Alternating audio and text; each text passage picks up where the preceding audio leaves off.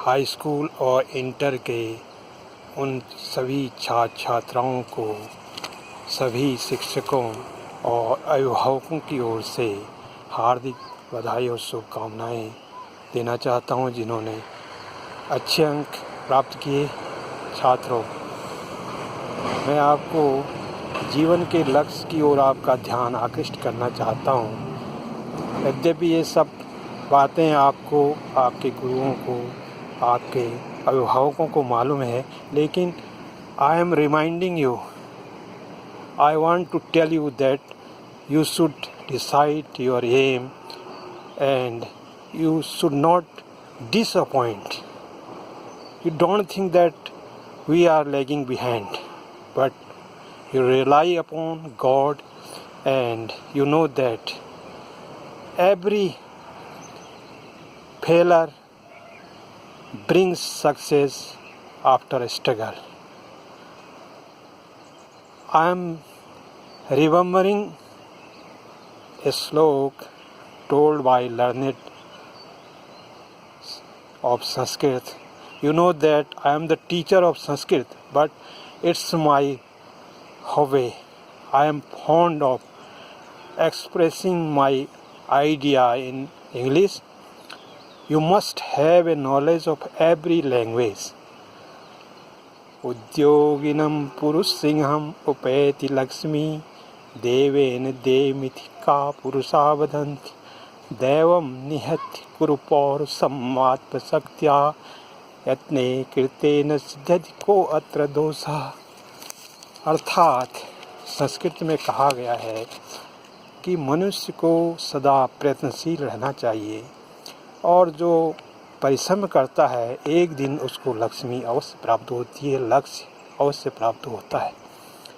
और यदि आप जीवन भर प्रयास करते हैं, बार बार मेहनत करते हैं, उसके बाद भी आपको सफलता नहीं मिलती है, तो को अत्र दोषः, तब आपका दोष नहीं, भाग्य का यह परिणाम है। तो आपके विद्यार्थी जीवन में गुरुओं का, अभिभावकों का, माता पिता का योगदान तो है ही, लेकिन संगति का भी प्रभाव है, क्योंकि कहा जाता है कि a man is known by the company what he keeps.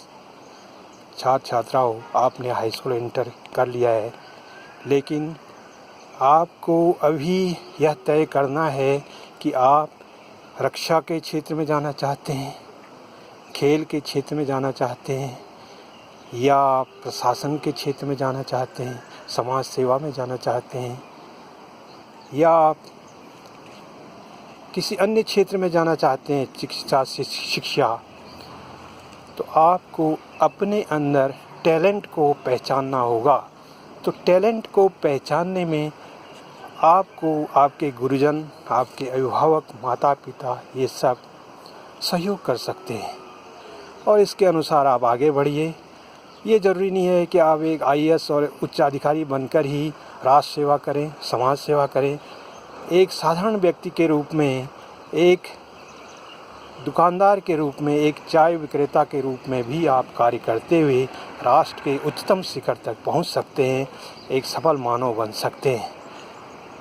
तो मित्रों, मैं ये कहना चाहूँगा, छात्र छात्राओं, ये कहना चाहूँगा कि आप जैसे IAS बनना चाहते हैं तो आप लंबा रास्ता क्यों तय करते हैं? आप क्यों जाते हैं MBA करने या MCA करने, PhD करने, MBBS करने? आप सीधे BTech कीजिए, BA कीजिए, स्नातक कीजिए और ग्रेजुएशन के बाद आप सीधे IAS की तैयारी कीजिए, तो आप अवश्य सफल होंगे।